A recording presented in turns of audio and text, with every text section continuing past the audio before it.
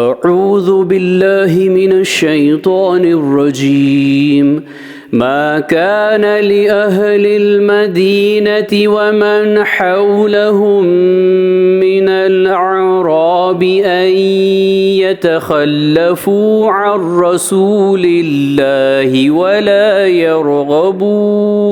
ولا يرغبوا بأنفسهم عن نفسه ذلك بأنهم لا يصيبهم ظمأ ولا نصب ولا مخمصة في سبيل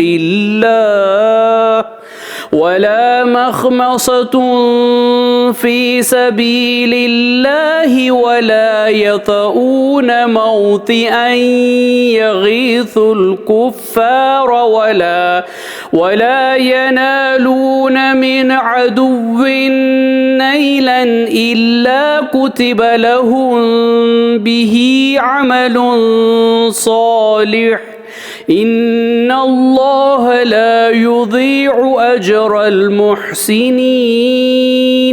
सूरत तौबा आयत नंबर 120। मदीने के रहने वालों को और इन देहातियों को जो इनके आसपास रहते हैं मुनासिब ना था कि अल्लाह के रसूल से पीछे रह जाएं और न ये कि अपनी जानों को रसूल की जान से ज़्यादा अजीज़ रखें। यह रसूल का साथ देना इसलिए कि इन्हें अल्लाह की राह में जो प्यास और मेहनत और भूख की तकलीफ़ पहुँचती है और हर कदम जो वो उठाते हैं जो काफिरों के लिए गैज़ व गज़ब का बायस होता है और हर वो चीज़ जो दुश्मनों से लेते हैं गर्ज़ हर काम के बदले इनके लिए नेक अमल लिखा जाता है।